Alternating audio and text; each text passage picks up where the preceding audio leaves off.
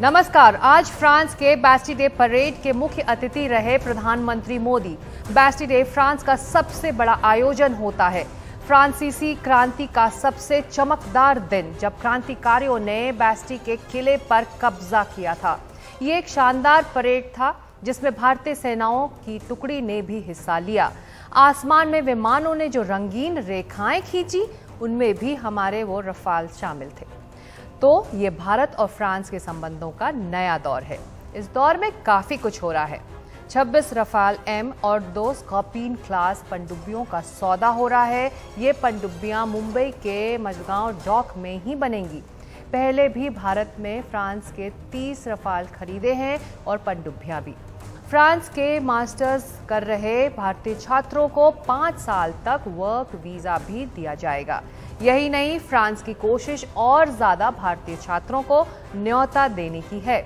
France चाहता है कि अगले 2 साल में कम से कम 25,000 भारतीय छात्र वहां हों। फ्रांस ने प्रधानमंत्री मोदी को अपना सर्वोच्च नागरिक सम्मान भी दिया है। जो सबसे अहम बात यह है कि फ्रांस में यूपीआई में भुगतान स्वीकार करने को लेकर एक समझौता हुआ है। कल भारतीय समुदाय के बीच बोलते हुए प्रधानमंत्री ने कहा कि अब भारतीय सैलानी आईफिल टावर का टिकट यूपीआई से खरीद सकेंगे। फ्रांस में भारत के यूपीआई के उपयोग को लेकर भी समझौता हो गया है।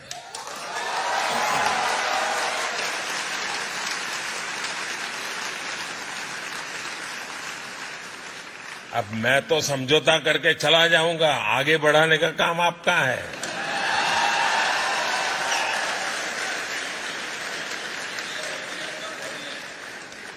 साथियों, आने वाले दिनों में इसकी शुरुआत आईफिल टावर से की जाएगी।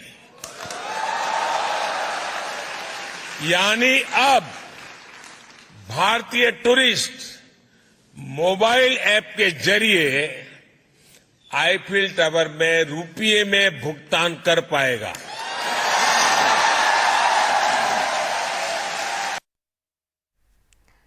तो बहुत सारी दिशाओं में खुल रहे भारत फ्रांस संबंधों का एक अहम पहलू उनकी रक्षा साझेदारी है। पिछले कुछ दिनों में भारत ने फ्रांस से बड़ी तादाद में रक्षा खरीद की है। इसके पहले अमेरिका जाकर ड्रोन का सौदा करने वाले प्रधानमंत्री मोदी के इस दौरे में नए रक्षा सौदे भारत को नई ताकत देंगे। तो सच की पड़ताल में सवाल है, क्या भारत फ्रांस के बीच बने रक्षा संबंधों से दक्षिण एशिया में भारत और मजबूत हुआ है? आपके पास रोज की तरह 3 विकल्प हैं, हाँ, नहीं और कह नहीं सकते। आपकी राय देखेंगे ब्रेक के बाद।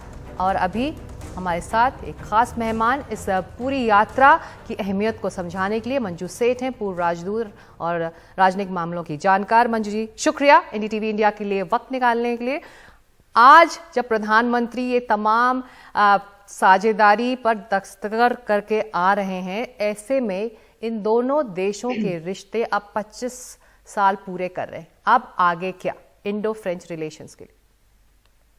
आगे चल के और मजबूत होंगे और इस वाली विजिट में, क्योंकि 25th एनिवर्सरी है हमारी स्ट्रेटेजिक पार्टनरशिप की, तो इनकी जो इस दफा वार्तालाप हुई है उसमें अगले 25 साल के लिए भी एक विजन डॉक्यूमेंट तैयार किया पे एग्रीमेंट होगी। और इस एग्रीमेंट पे अगर हम देखें ऑलरेडी हिस्टोरिकली क्या हुआ है, फ्रांस हमेशा इंडिया के साथ खड़ा रहा है। हमेशा हमारी कोलैबोरेशन पार्टनरशिप बहुत ही मजबूत रही है और आगे चल के भी पूरी उम्मीद है, क्योंकि अब आपने जैसे कहा स्कॉर्पियन की जो सबमरीन्स हैं वो इंडिया में बनेंगी और रफाल मरीन एयरक्राफ्ट और आएंगे। तो हमारे लिए ये बहुत अहम है, हमारी सुरक्षा के लिए।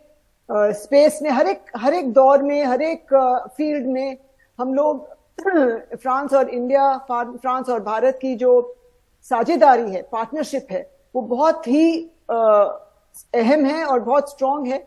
और आगे चल के अगर आप देखें किस किस चीज पे बातें होंगी या हो चुकी हैं ऑलरेडी, आज थी बातें तो वो बात हो रही थी अभी या चल रही है शायद।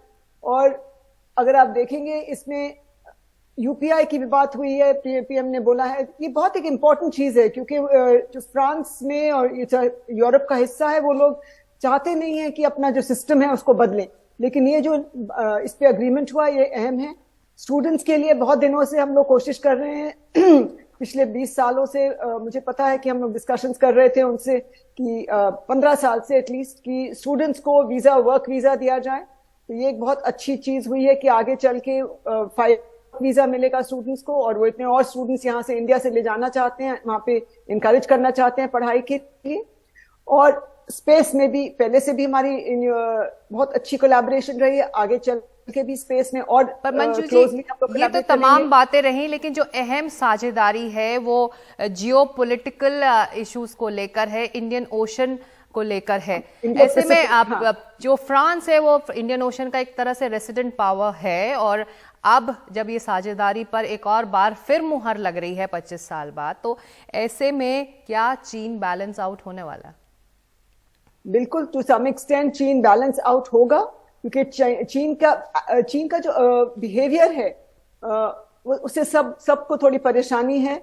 और फ्रांस के, हालांकि फ्रांस उनके साथ अच्छे ताल्लुकात हैं क्योंकि उनके बहुत क्लोज बायलैटरल ट्रेड रिलेशंस हैं चीन के साथ, बट फिर भी वो समझ रहे हैं क्योंकि इंडो पैसिफिक में, इंडियन ओशन में, और ये जो जियोपॉलिटिकल माहौल अभी और जियो स्ट्रेटेजिक माहौल जो दुनिया में बदल रहा है बहुत तेजी से, शिफ्ट्स जो हो रहे हैं, इनमें बहुत जरूरी है कि इंडिया और फ्रांस साथ में रहें।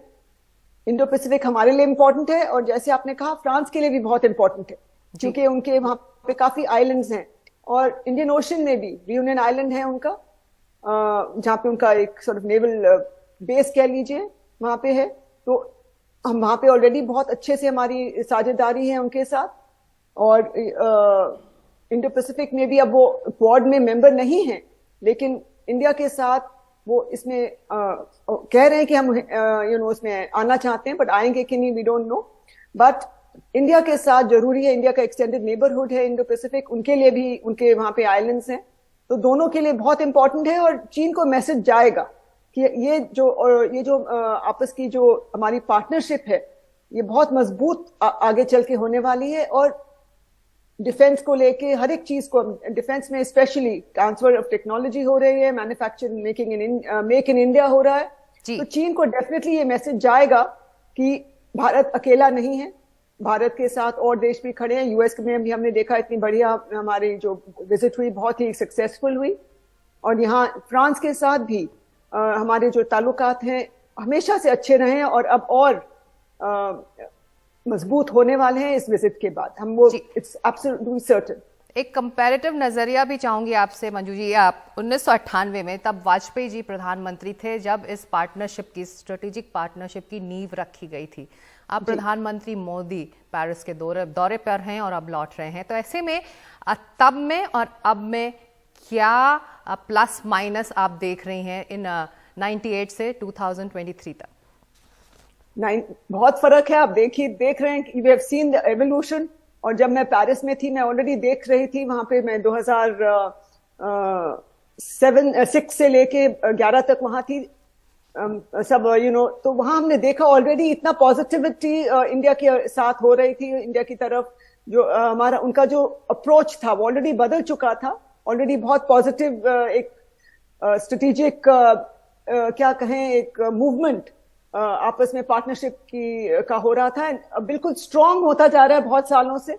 लेकिन अब जो हमने इस विजिट में देखा है, मनमोहन सिंह जी आए थे जब हम वहां थे, तो उसके if you compare even to that visit, ये विजिट बहुत अहम थी, बहुत ही उससे भी ज्यादा, the prime minister was at the airport, ये बहुत ही एक स्पेशल ऑनर था इंडिया के लिए, इंडिया के प्राइम मिनिस्टर के लिए। और ये जो हाईएस्ट उनको जो ये ऑनर भी दिया गया है, लीजन ऑनर, ये भी बहुत ही एक इम्पोर्टेंट ऑनर है मैं कह सकती हूँ, जो प्रधानमंत्री जी को दिया गया है।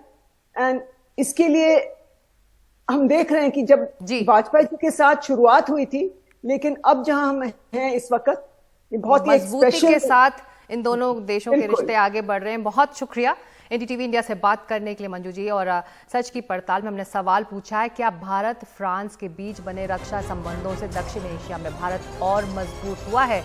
जानेंगे आपकी राय इस छोटे से ब्रेक के बाद सच के मीटर।